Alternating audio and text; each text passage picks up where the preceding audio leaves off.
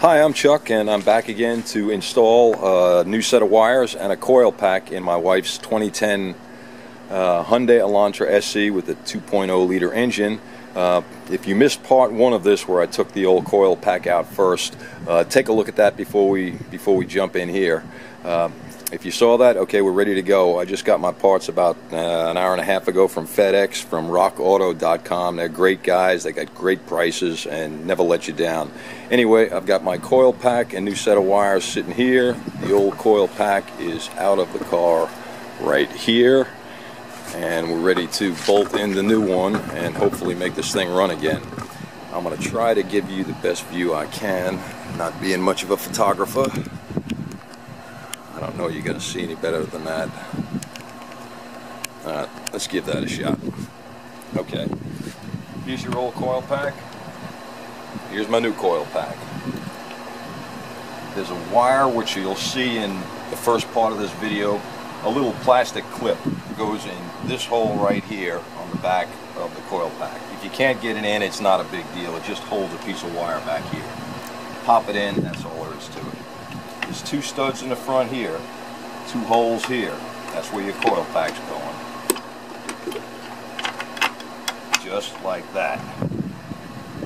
There's two 12mm nuts that go on these studs right here.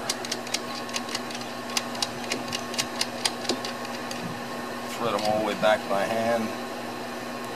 One of the bottoms a lot shorter. Don't snug them up just yet. On the back side, and you'll need to look at part one to see the holes back here, there are two bolt holes for 12mm bolts on the back side. You saw the holes they're right here on the old one. They're behind us now. So what we got to do is find those holes and put some bolts in them.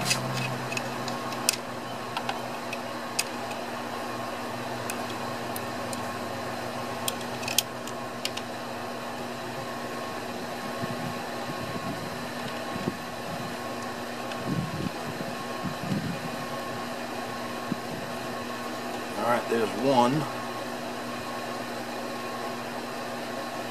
I should have probably done the lower one first, but it may still go in there.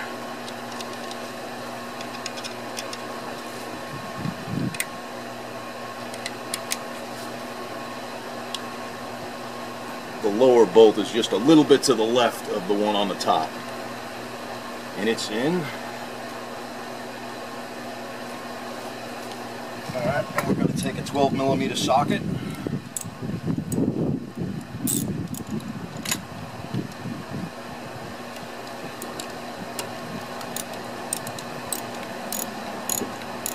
And just snug them up. Snug them up tight.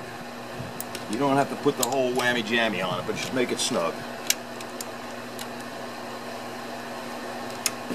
There's the top one.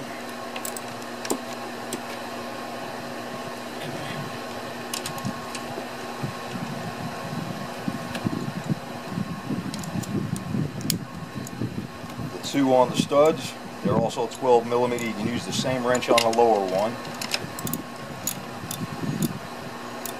Snug. The upper, if you remember from yesterday, this takes a 12mm open end or box or combination wrench, and I don't have one. Yesterday I used a vice grip and a deep socket to get it off. Today I'm just going to use an adjustable wrench because I know how tight it is. And I don't need it to get really, really snug. And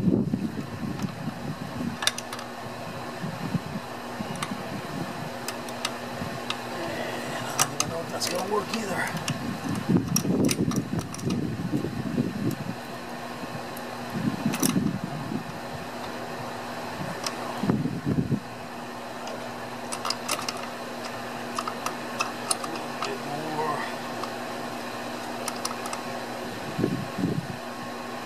Okay, that's good.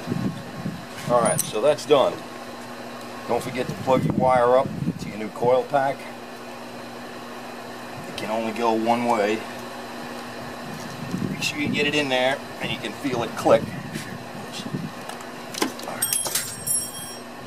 Okay. That's good. Next, your air box goes back on. Just kind of work it down in there, get it on the tube first on your throttle body. Work it in place. There's 4 clips on it. One of the back ones just fell off mine. But there's one there, and one here. Line the box up, snap the clips in. This is a 10mm bolt that needs to be tightened up, or you can use a Phillips. Tighten that up. Don't forget your hose. That goes back on. Move your clamp back down with the pliers. And most importantly, don't forget to plug up your mass airflow sensor right here. And other than that, you switch your spark plugs over. Number 1, number 1, number 2, number 2, 3, 3, 4, 4. Do them one at a time. You really can't mess it up too much because the cylinders are numbered on the side of both coil packs. And your cylinders here run 1, 2, 3, 4. So you really can't mess that up. And if you need to see how to change the spark plug wires, I'm going to do that next. If not, thanks for stopping by. Start it up, see if it runs, clear the codes out, and you should be good to go. Thanks. Okay, I jumped ahead here. I put the spark plug wires in already. Put the cover back on top of the spark plug tubes.